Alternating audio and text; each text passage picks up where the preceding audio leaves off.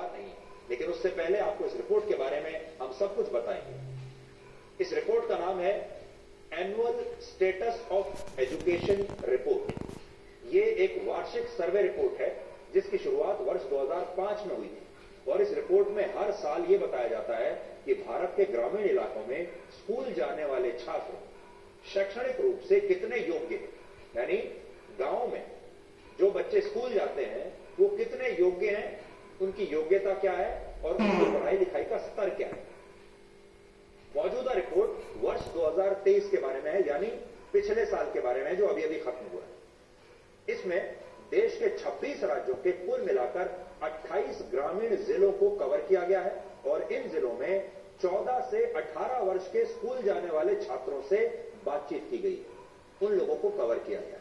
और यह सर्वे इसलिए बहुत महत्वपूर्ण है क्योंकि भारत में ऐसे युवाओं की संख्या 14 करोड़ है जो 14 से 18 वर्ष के बीच है और जो अभी 8वीं से 12वीं कक्षा की पढ़ाई कर रहे हैं।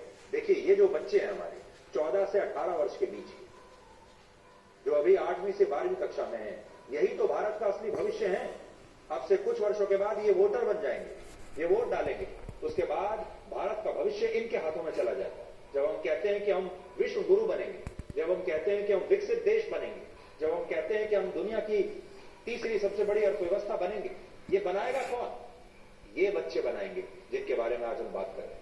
लेकिन इन बच्चों का स्तर देखिए, हैरानी की बात यह है कि इनमें से ज्यादातर छात्र ऐसे हैं जो दूसरी कक्षा की किताबें भी ठीक से पढ़ नहीं सकते। इस सर्वे के मुताबिक 14 से 18 वर्ष के 26.4% छात्र अपनी क्षेत्रीय भाषा में भी, यानी अपनी लोकल भाषा में भी दूसरी कक्षा की पुस्तक को ठीक से नहीं पढ़ सकते। जिसका मतलब यह है कि जो छात्र अभी 8वीं क्लास या 12वीं कक्षा के बीच की पढ़ाई कर रहे हैं, उनमें से हर 4 में से एक छात्र का शैक्षणिक ज्ञान दूसरी कक्षा में पढ़ने वाले बच्चे के आसपास है या उससे भी कम है। इसी आयु वर्ग के 42.7% छात्र ऐसे हैं जो अंग्रेजी भाषा का एक वाक्य भी ठीक से पढ़ नहीं सकते और 57.3% छात्र अंग्रेजी भाषा का वाक्य पढ़ सकते हैं। उनमें से भी लगभग 26% बच्चे ऐसे हैं जो पढ़ तो सकते हैं लेकिन उसका मतलब नहीं समझ सकते। तो आधे ऐसे हैं जो पढ़ ही नहीं सकते और बाकी के आधे ऐसे हैं जो पढ़ लेते हैं किसी तरह लेकिन मतलब नहीं समझते। इससे भी बड़ी बात यह है कि 8वीं से 12वीं कक्षा में पढ़ने वाले हर 10 में से 6 बच्चे तीसरी और चौथी कक्षा के गणित के आसान सवालों का जवाब भी नहीं जानते। उदाहरण के लिए, जो बच्चे अभी 11वीं या 12वीं कक्षा में हैं, वो 222 को 2 से भाग तक नहीं कर सकते। 222 को 2 से भाग नहीं कर सकते, डिवाइड नहीं कर सकते। आप सोचिए। इसी रिपोर्ट में यह भी बताया गया है कि जो छात्र 17 से 18 वर्ष की उम्र में स्कूल जाना छोड़ देते हैं, ऐसे छात्रों के पढ़ाई छोड़ने का सबसे बड़ा कारण होता है पढ़ाई में उनकी दिलचस्पी न होना। यानी पढ़ाई में इन छात्रों की दिलचस्पी ही नहीं है, पढ़ना ही नहीं चाहते। लगभग 19% छात्र ऐसे हैं जो पढ़ाई में दिलचस्पी नहीं होने की वजह से स्कूल जाना छोड़ देते हैं।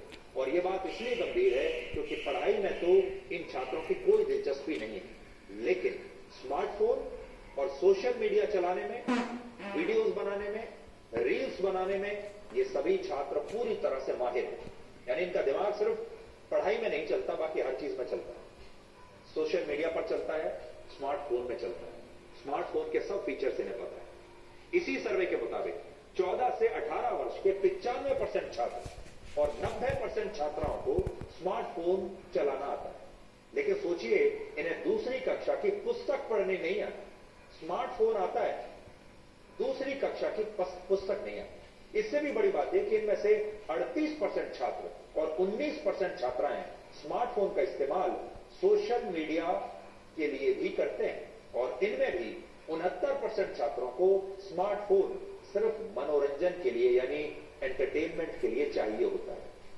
तो ये लोग स्मार्टफोन इस्तेमाल क्यों करते हैं? पढ़ाई लिखाई के लिए नहीं, जानकारी बढ़ाने के लिए नहीं, एंटरटेनमेंट के लिए।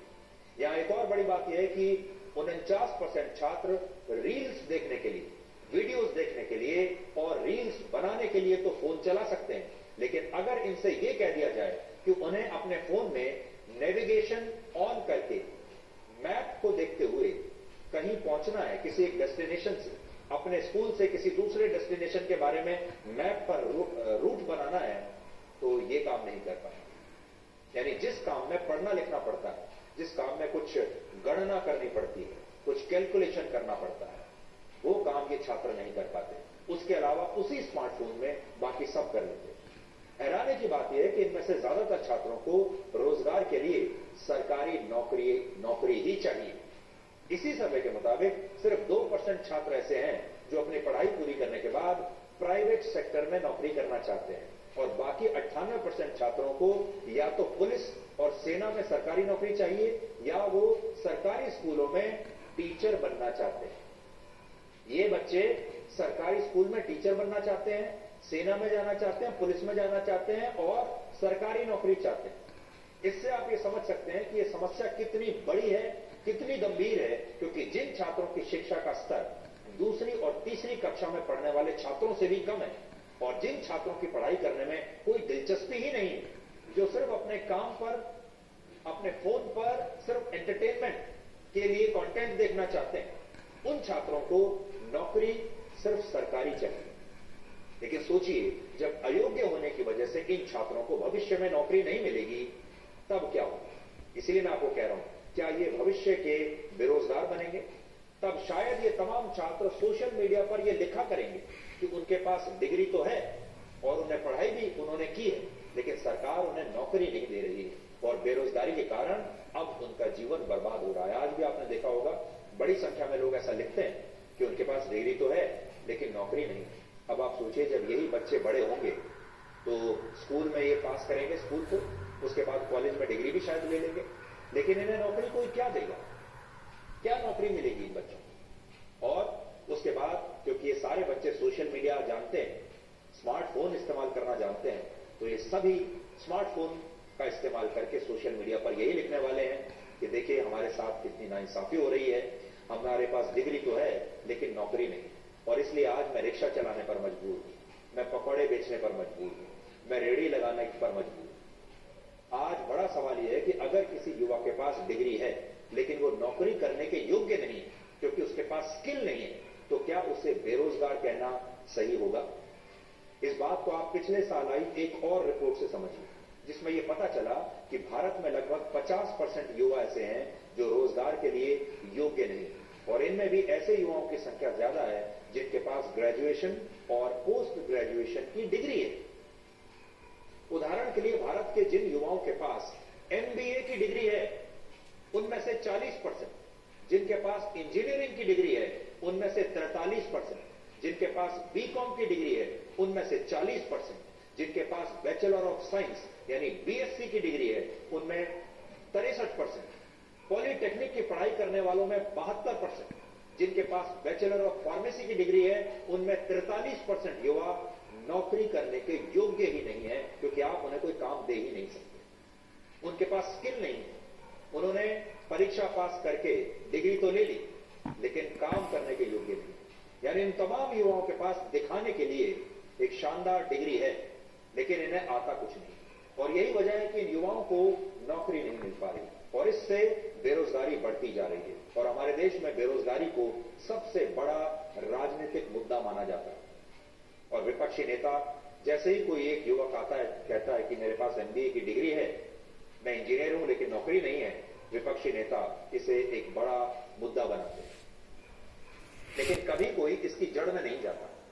और आज हम ये कहना चाहते हैं कि हमारे देश की जो सरकारें हैं, केंद्र सरकार है, राज्य सरकारें हैं, उन्हें भी इस समस्या की जड़ में जाना पड़ेगा। और कोई ये नहीं समझ रहा कि हमारे देश में नौकरियां तो हैं लेकिन बहुत सारे युवा इन नौकरियों के लिए योग्य नहीं। ज्यादातर युवा आज भी सरकारी नौकरियों के भरोसे बैठे हैं और प्राइवेट सेक्टर में उन्हें नौकरियां मिलेंगी नहीं क्योंकि उनके पास वो योग्यता नहीं, और ये समस्या अब और भी गंभीर होती जा रही है।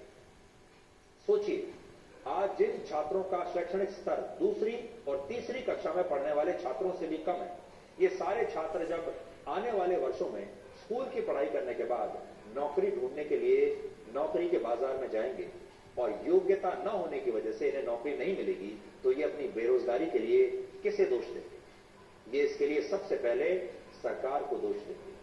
जो पार्टियां विपक्ष में होंगी वो इसे बड़ा मुद्दा बनाएंगी और इन युवकों के वोट लेने के लिए ये बड़ी बड़ी पार्टियां इन्हें घर बैठे ही बेरोजगारी भत्ता देने का वादा करेंगी और हमारे देश में कुछ पार्टियों ने इसकी शुरुआत कर भी दी है। जैसे बिहार में नीतीश कुमार की सरकार ने अभी हाल ही में ऐलान किया है कि वो बिहार के उन 94 लाख परिवारों को सेल्फ एम्प्लॉयमेंट यानी स्वरोजगार के लिए 2 लाख रुपए देगी, जिनकी मासिक आय अभी 6,000 रुपए से कम है। और यहां बात सिर्फ बिहार की नहीं है, भारत में कई राज्य सरकारें बेरोजगार युवाओं को हर महीने बेरोजगारी भत्ता दे रही है। और इससे आप ये समझ सकते हैं कि जब हमारे देश की सरकारों को शिक्षा व्यवस्था में सुधार लाकर युवाओं को नौकरियों के लिए योग्य बनाने पर काम करना चाहिए था, तब उन्होंने ऐसा ना करके युवाओं को घर बैठे ही बेरोजगारी भत्ता देने की परंपरा शुरू कर दी। और सोचिए आने वाले वर्षों में जब यही युवा चुनाव में वोट देने के लिए जाएंगे तो किस पार्टी को वोट देंगे, ये सोचिए। ये उसी पार्टी की सरकार को चुनेंगे जो इन्हें घर बैठे बिना कोई काम किए बेरोजगारी भत्ता देंगे। और अभी कुछ राज्यों में ऐसा हो भी रहा है। तो पहले एक पार्टी आएगी जो कहेगी हम साल में आपको 2 लाख रुपए देंगे, कोई काम करने की जरूरत नहीं है। फिर दूसरी पार्टी आएगी वो कहेगी 2 नहीं हम 3 लाख रुपए देंगे, तो ये उसे देंगे।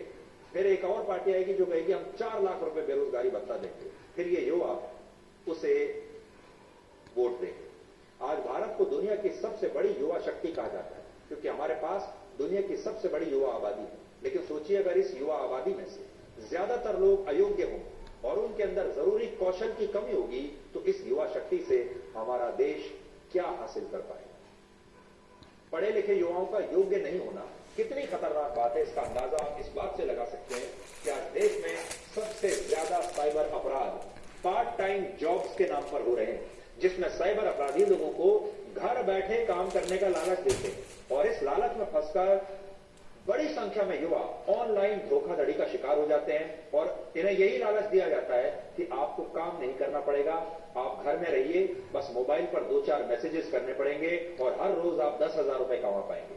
और उस जाल में हमारे देश के बेरोजगार युवा फंसते चले जाते हैं क्योंकि उनके पास और कोई स्किल नहीं है। आपको जानकर हैरानी होगी कि पार्ट टाइम जॉब्स के नाम पर होने वाले साइबर फ्रॉड में हमारे देश के युवा पिछले 3 वर्षों में 200 करोड़ रुपए से ज्यादा गंवा चुके हैं। और इससे आप समझ सकते हैं कि युवाओं के पास डिग्री होने के साथ साथ उनका योग्य होना क्यों इतना जरूरी है। तो आज जैसा मैंने पहले आपको कहा था, मेरी ये बात आपको कड़वी तो जरूर लगी होगी, इसके लिए मैं आपसे माफी भी चाहता हूं। लेकिन इसी समय अगर आप इस कड़वी बात को समझकर, इससे आहत होकर, बुरा मानकर परिश्रम करना शुरू कर देंगे तो भी आपका जीवन अभी बदल सकता है। मैं आज सारे युवाओं की बात नहीं कर रहा हूं। आज हम ये बिल्कुल नहीं कह रहे हैं कि हमारे देश के सारे युवा आलसी हैं या सारे युवाओं के अंदर योग्यता नहीं है। आज भी हमारे देश में परिश्रमी युवा हैं। आज भी आपने देखा होगा, अभी हाल ही में एक फिल्म भी आई है जिसका नाम है 12th फेल। वो ऐसे ही युवा की कहानी, लेकिन दूसरे युवाओं की भी कहानी।